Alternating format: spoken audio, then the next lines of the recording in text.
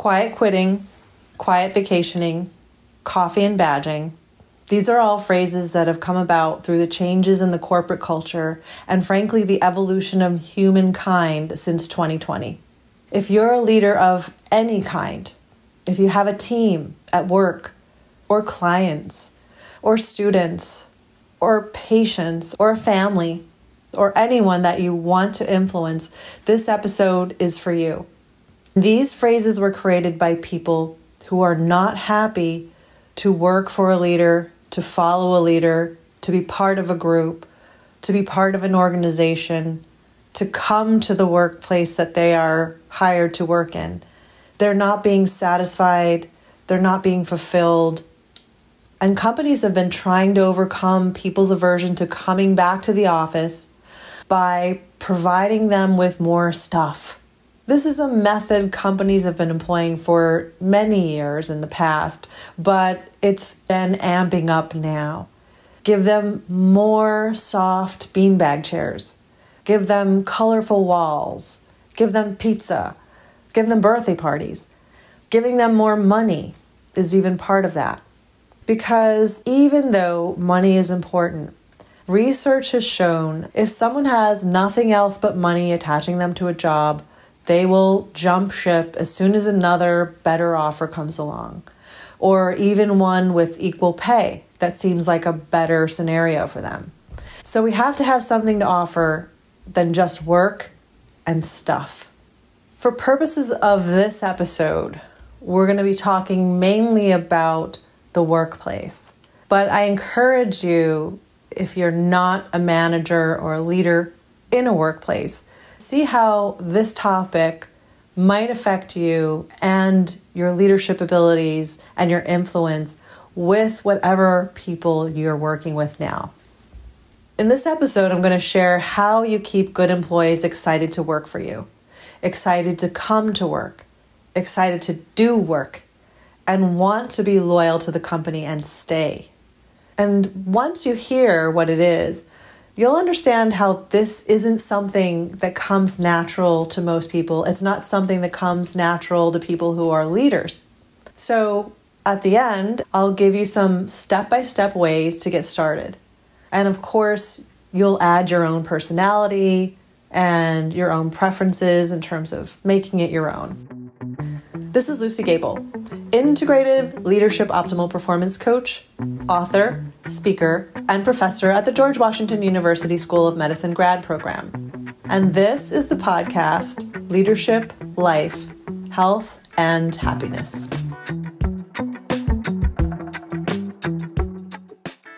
Around 2022, after the pandemic, people started realizing that it wasn't worth giving up their life and their health for jobs that required a lot of energy but weren't giving them much in return. Then came quiet quitting. Quiet quitting means showing up for work, not doing anything, and not taking on more than you need to. Basically just surviving, trying to keep some sense of sanity. Then we started hearing about quiet firing, which is when the companies started making the workplace worse for employees who didn't want to be there by driving them to quit. And then later, to make sure people were working, companies installed technology to track their every move. Now, there's quiet vacationing, where employees take mini vacations while using tech to create the illusion that they're present or that they're there. Then companies installed mandatory in-office time, and now we have the term coffee and badging. It's where you badge into work so it shows you came in, you grab some coffee, and then leave to get your real work done from home. And even if you're not a manager for a company, as I said earlier, no matter what leadership role you're in, you can have these kind of struggles with anyone who's supposed to follow you that doesn't want to follow you. So regarding all of these new phrases, what are we really talking about here? Is it that people don't really want to work? Not exactly.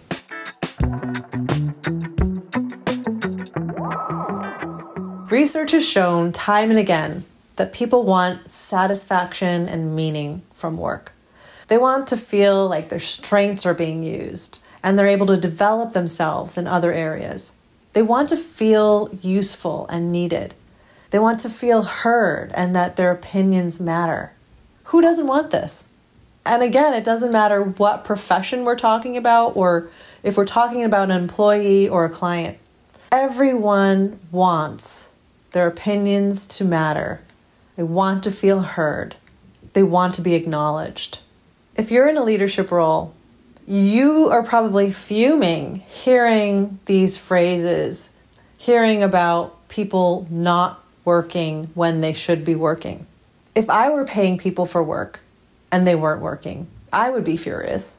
It hits companies hard with financial loss of productivity, and worse, the power struggle pulls the company apart from inside. It creates factions, distrust, friction between people on different sides, and it hits small businesses even harder. Every dollar an owner of a small business makes is accounted for by sweat and tears. No business owner wants to pay anyone for not working. But we can't cure a problem by looking at it and being disgusted. Just like we can't cure cancer with the Band-Aid.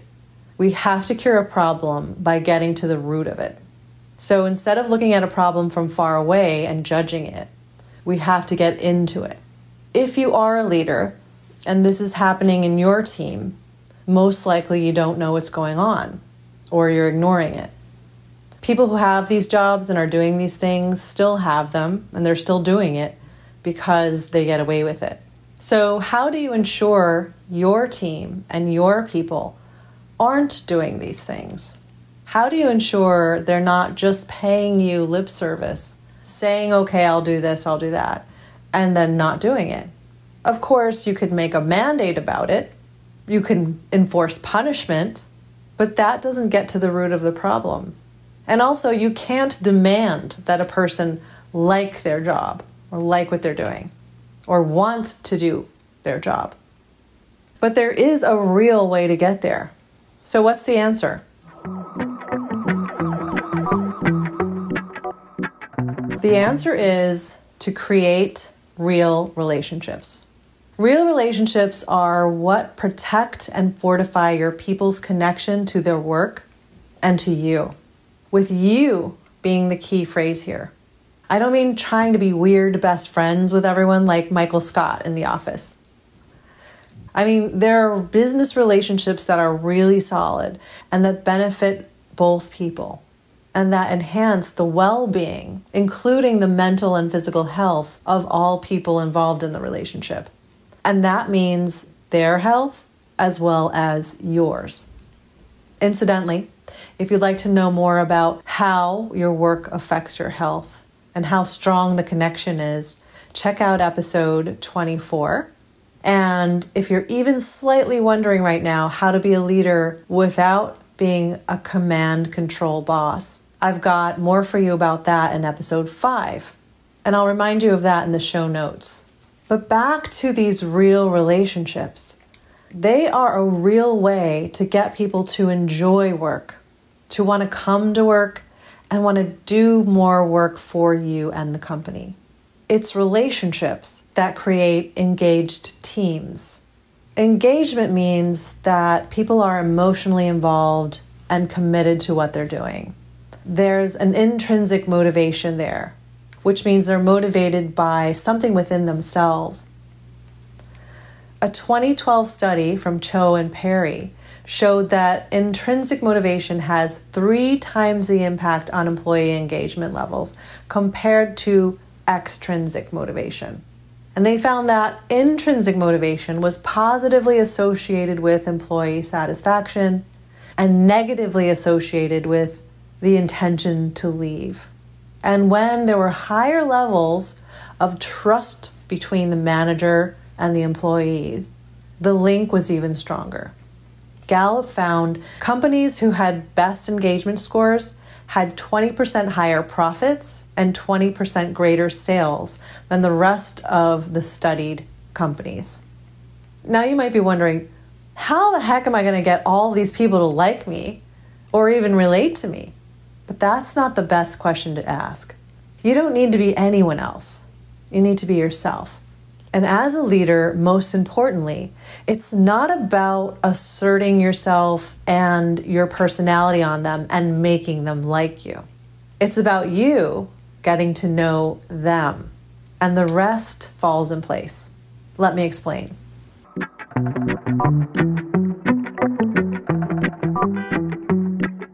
You don't have to be anyone different.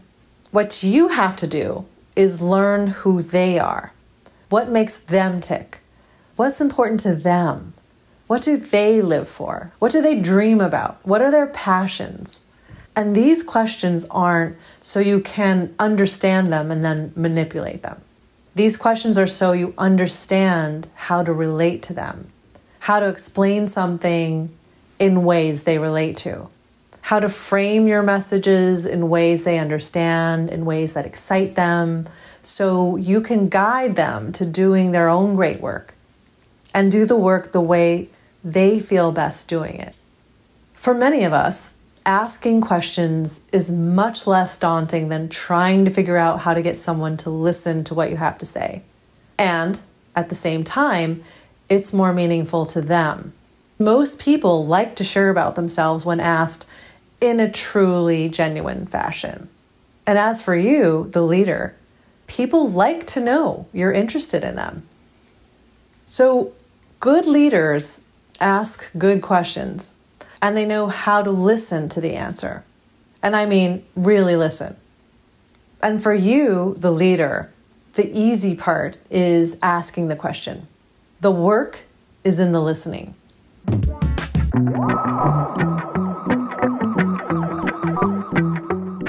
It's a misconception that listening is easy because we just have to sit there. Too many times the mind drifts away when people are talking. To make this kind of relationship work when you're in a leadership role, you're focusing intently and you're hearing all the words that human across from you is saying. It usually doesn't come naturally. It's something that everyone who's good at it has worked on. It's a part of mindfulness, being completely present with the other person. It also means focusing on their body language and understanding what their physical signals are. Are they showing you a sense of aggravation, a sense of fear, helplessness, concern, happiness, excitement? There's a lot we can get from watching the physical language along with hearing what's coming across in the words. Contrary to popular belief, listening carries equal weight to speaking. And if you're doing it right, being mindful to that human in front of you, paying attention to the words and understanding them, and creating correct responses, then you'll find that even after a day when you're just simply asking questions and listening to the answers, you'll be tired. You'll be quite fatigued. So the first step is asking. The second is listening. The next is taking action. You take action according to what was said, because we don't just listen to make someone feel good. We listen to understand, and we listen to create responses both at the time that we're meeting and as a follow-up after the meeting. You're listening and taking action so you can enable them to get their job done, to do it well, to be happy, to feel confident at work, confident at whatever you're asking them to do, and feel like they have what they need to complete the tasks and possibly even enjoy what they're doing. And that's more important than all the stuff you could offer them. I learned this the hard way when I began my first leadership role. And I did what you'll frequently hear recommended, which is follow the example of someone higher up than you. Follow the example of some other leader, right? And the leadership style of the place I was working was very much command control. And that was not a natural style of mine. I also knew that this wasn't something that most people like to be subject to. So when I tried to copy that style, it just wasn't me. And I wasn't being authentic. I didn't feel good about myself, and I wasn't being my best self as a leader. In my second leadership role, I inherited a group of people who were extreme experts in their field with much more experience than me. Of course, my first thought was, how do I lead these people? Well, I did the only thing that I thought was possible. And that was at the first meeting, I introduced myself and I told them how much I respected them and that my role was mainly to provide them with what they needed to get the best job done. I was there to support them. The end of the story is we reached all of our goals together and we got there quickly because I let these superstars do their thing. And I truly was simply someone who helped them to make what they needed to do easy and fun and enjoyable. But most leadership roles aren't leading people who know more than you do, even though it's ideal to hire that kind of a team. But most of the time you get a mix. Some are senior, some are junior to you in your knowledge and experience. So what do you do then? Well, that's when being a good coach comes in handy. According to the International Coaching Federation, coaching is about empowering people to find their own answers. When you coach, you meet someone where they are and you bring them to where they need to be. And obviously, not everyone on your team is at the same spot when they start. And not everyone on your team is going to need to be in the same spot at the end. But instead of dragging them along, or bossing them along, or even teaching them along, you need to know and find out how to motivate them, not you. What helps them get work done in a way that uniquely works for them. And of course, we guide them in a direction that also works for the company, coming to compromises that work best for both. And that's how we come to decisions that are the best solution for everyone involved. You see, people don't want a quiet vacation or quiet quit for a leader that they know really cares about them and is invested in them. And that's the kind of leader that they also usually really care about and really like. No one wants to quit a company that believes in them and helps them grow. People have a much harder time leaving a job that includes them, that has them feeling like their work is important and their contribution is making a difference. It might be a slight relief to you to know that it's not all about you and the solutions that you find and the ideas that you have to keep people happy. It's much more about them. You just have to know how to ask. Companies have been trying to overcome people's aversion to coming back to the office by providing them more stuff. Giving them more soft beanbag chairs, giving them colorful walls, giving them pizza parties and birthday parties. And offering more money is even a part of that.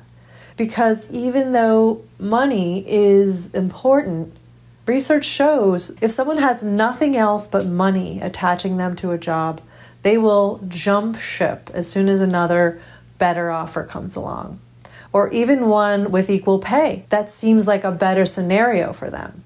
So we have to have something more to offer than that, more than stuff. And if you're a leader, that starts with you.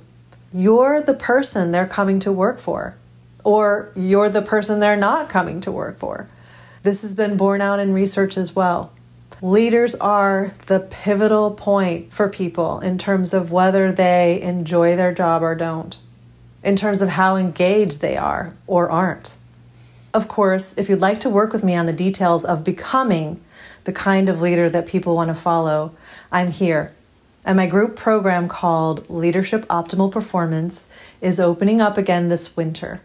If you'd like to know more about it, check out lucygable.com/leadership program and get in touch with me.